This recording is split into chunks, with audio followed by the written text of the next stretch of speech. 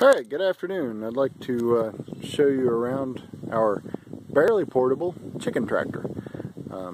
Oh, and there's Jazz. Hi, Jazz. So, call it the barely portable chicken tractor because it was designed to be portable. It's not built like a building. It's built like a piece of furniture almost. As in, it's not really attached to the ground. It doesn't have a foundation. The 2x4s that support the corners and the 2x2s that run the perimeter at the bottom are treated to protect them from insect damage or slow down the rate of insect damage and rot that they'll experience.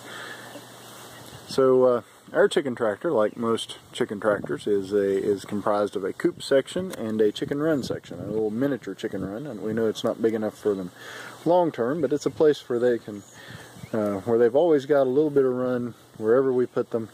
Until we build their full-size chicken run later. There are little baby chicks. They're still young. They're still juvenile chicks, as you can see. Get a little time to come down here and explore in the grass, forage for bugs and that sort of thing, and not foul, pardon the pun, foul the inside of the coop.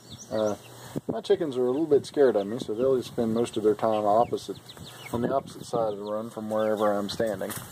This is the ramp that gives them access to the coop area, where they've never used the ramp voluntarily. I've tried to demonstrate it to them. I think they're still a bit young for running the ramp. Some of you may recognize that ramp as the louvered section of a trifold closet door. That was in our house when we moved here. There's ventilation on the end down low, and then the top, the roof provides ventilation just by virtue of the way that it's constructed. Looking in from the back here, you can see that we spared no expense for our feeders. We have here 2 1-gallon ice cream buckets modified with a pocket knife. One of them with water in it, and one of them with the, I guess, a corn-based pellet food that we got for them. And there are the chickens in the corner opposite where I am. Everybody move to the far corner. Let's see. So that's the chicken run area, and if you look up, you can see kind of the floor of the chicken coop area.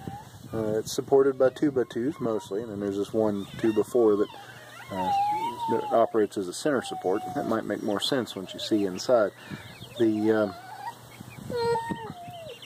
2x2s themselves aren't really structurally sound enough to span the distance all the way over, the full 8-foot distance, the length of this chicken tractor, but the sides are structured like a truss, and that truss gives me enough vertical support to hang that 2x4 that supports the center. And I can explain that better from the inside. There's ventilation on the other end, and the roof. The roof didn't cost us anything. If you look right over there, we have a pile of leftover roofing metal from our house construction.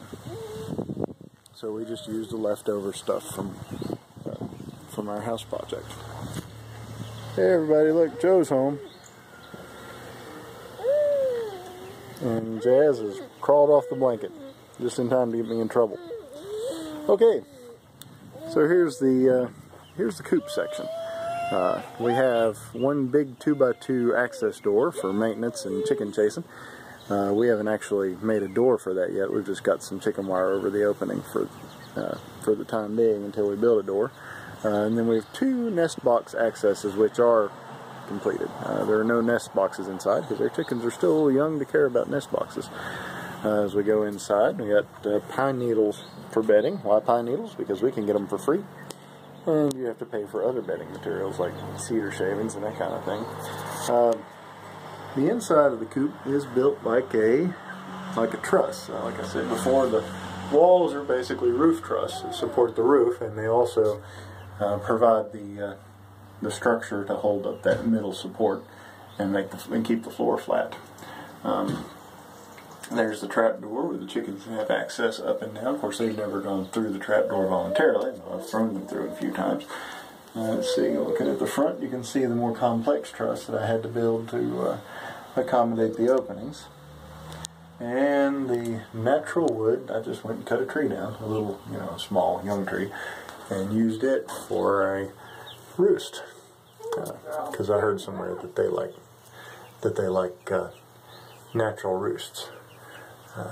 Joe, who you hear outside the coop now, installed the deer netting to keep out some unsavory characters that we may not want crawling in over the top of the walls. And hello, Joe. Hi.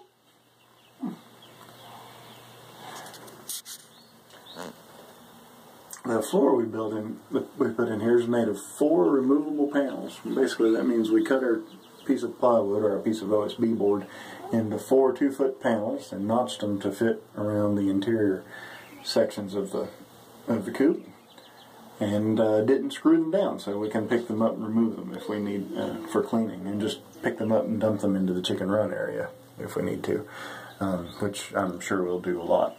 I do have a heat lamp in here still because our chickens are still a little bit young and they do get cold at night.